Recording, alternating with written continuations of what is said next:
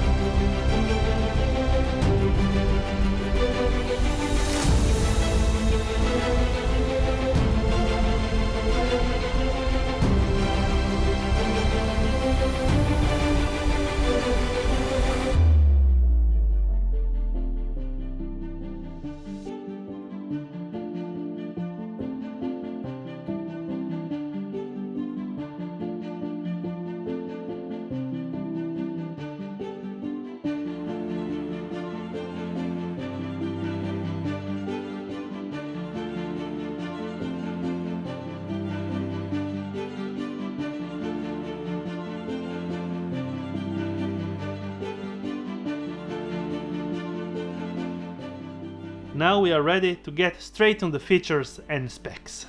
This lens features a maximum aperture of f1.8 with 13 blade iris. The focusing distance is 1.2 meters and quite normal for this focal length. The filter thread diameter is 67mm, just like the 35mm and the 50mm anamorphic. The 24mm anamorphic has a 72mm filter thread. With this lens we have a really big focus throw of 186 degrees, making that smooth cinematic focus pulls with full focus motor or manual focus really easy and simple. This lens is kind of the heaviest in the lineup and it's close to the 24mm brother.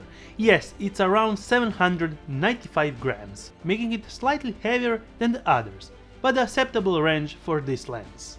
If you mount it on a smaller body like the A6400, this is the look that you get. And actually this lens is double the weight of the A6400. So I would recommend to actually use it with a lens holder or a handheld rig, or actually with a lens holder on your gimbal, because the weight is going straight forward and actually not so balanced between this small camera and the lens body. I'm mostly using this lens with my Sony a7S III with the clear image zoom at 1.2 or 1.3 depending on the shot, and actually depending if you want to get a slight vignette on the side. Cause yes, this lens can cover a little more than the standard APS-C cover sensor. I made a complete tutorial on how to use the Sirui anamorphic lenses on the Sony a7S III with the clear image zoom, and the link will pop up right now, and also it will be in the description. And also in the links in the description you will find my other Sirui lens reviews, so you can get an idea on how they work in other different scenarios and actually if they are good for your production. We were using the Sirui 75mm anamorphic lens on a Ronin RS2 with the Sony a7S III and basically testing it close range shot to shoot a car scene, having in mind that this can give us a great focused detailed shot of the car. I have used it also to shoot some of my sun adventures, having it fully manually operated without any gimbals or additional accessories. Having a big focus throw, I would recommend to use this lens mostly on a motorized follow focus system or a manual focus system, because if you want to do a fast focus change from infinity to a closer range, you won't be able to do it in just one throw,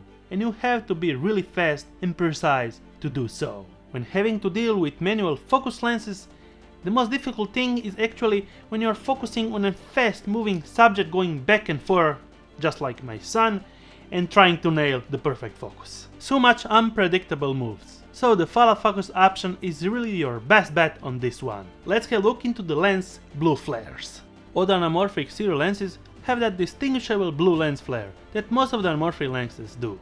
When using this lens on a close subject of 1.2 meters, it actually doesn't seem too narrow, but actually at 75mm, filming wide open will get a decent amount of blur, and for that first person portrait look, this is really what the lineup needed. The aperture goes from f1.8 to f16, and I was mostly using anti-filters to keep the aperture as wide as possible, having the car scene film around 2.2 and my son film around f1.8 to f2. Basically all the shots were made with Insta1 X2, and actually I covered all the 75mm marks cause it was NDA, so it was hardly to distinguish between these lenses, and I was able to film without nobody noticing that it was an 75mm. I'm not a focus pixel peeper, but this 75mm is slightly less sharp than the 50mm, but overall gives you a great looking image. What I would love to get in every Sirui lens is the actual dedicated lens rings for the focus and the aperture control, just like the 35mm that got included in the package. So they perfectly match the focus and the aperture knobs. Third parties sometimes are small or don't have the grip that a dedicated focus ring has. When using this lens on a non-APS-C size body like me, actually all the series cover a little more than the APS-C size sensor. So being at 1.3 and not at 1.5, the extra focal length will be different from the dedicated markings on the lenses.